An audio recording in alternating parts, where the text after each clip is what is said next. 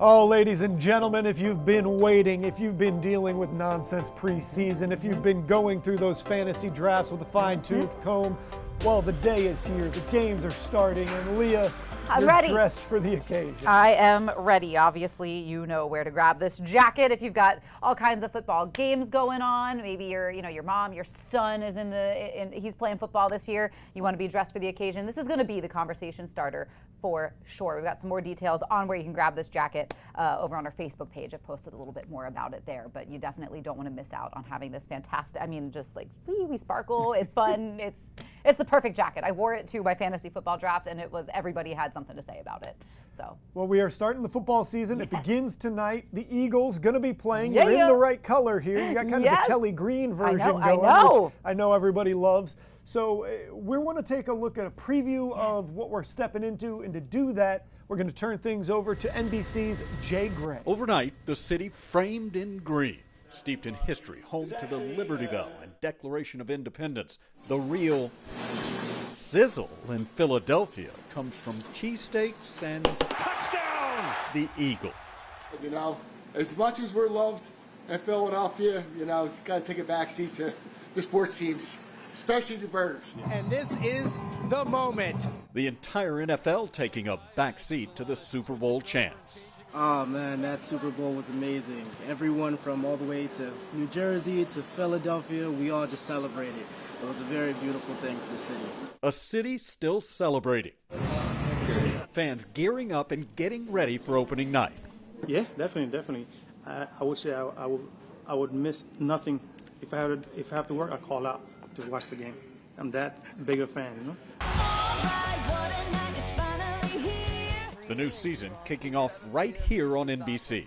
It's always exciting. I look at September as, well, that's when we'll find out what the NFL is really all about. The matchup, a classic NFC East rivalry, and fans say beating the Cowboys, a team the city of brotherly love loves to hate, is the perfect way to start the run for another trophy.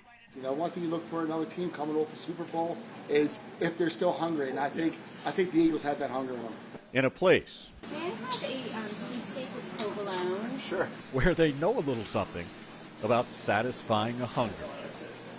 Jay Gray, NBC News, Philadelphia. Now, Leah, you mentioned it already. I know you had your fantasy draft. How did you feel like it went? Are you excited for what's coming up? I'm always excited for fantasy football. It is so fun and it's so silly. And I've got Cooper Kupp, so my cup runneth over is my team name. But overall, when we got our results back from the draft, I only got a C, but everybody got a C except for 2 people. So I think I'm in good company. I think it's going to be a fun year. I think it's going to be a very interesting year. So I can't wait. Yeah, I'm excited too. All my buddies that live in Alaska were real jerks.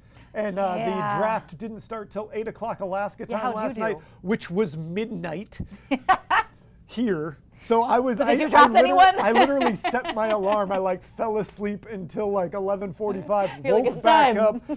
My wife's asleep. I'm in bed on my phone I'll take Bijan and I'll do this and that, which led to my team name, Bijan Mustard. That's what I told my sister to use too. I was like, it's perfect. Yeah. So I'll be going like that.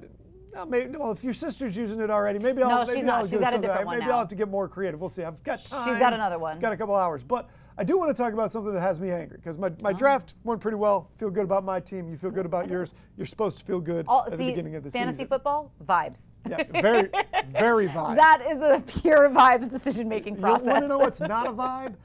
The NFL turning to advertisements on the Red Zone. People already pay for Red Zone, and now they're going to be paying and they're getting the ads, and the internet's a little bit upset about it, and I got to tell you, I can't blame anybody. This seems like just the latest example of squeeze absolutely every drop out of the stone, and by the stone, I mean everybody's wallet at a time where we don't all have money.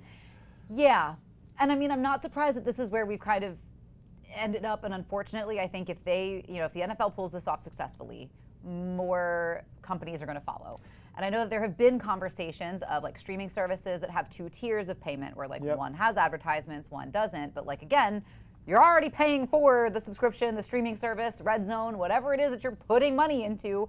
That should kind of be your defining factor of you don't need the advertisements. And I mean, I get it. Advertisements keep people paid. I get it.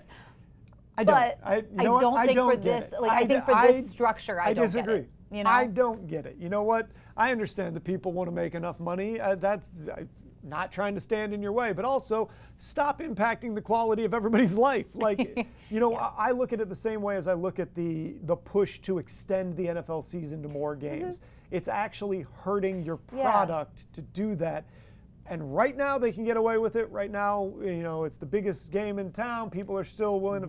But there is eventually going to be some level of pushback, and there is eventually going to be a bridge too far. Yeah. This probably isn't it, but we're another step on that bridge. When there's another better option, then the bridge too far will be made a little clearer, I think. But yeah, part of me hopes that, again, it's so hard because like you want to watch Red Zone, so you buy it and you're going to watch it because you already spent the money, even with the advertisements. And I mean, honestly, I am one of the, like, I think I'm a rare case where sometimes I don't mind having the broken up action where I'm like, perfect, bathroom break. Like, I remember the days of advertisements being clutch for snacks, bathroom break, and like whatever else you need in the middle of something. But so they don't bother me as much as they bother some people.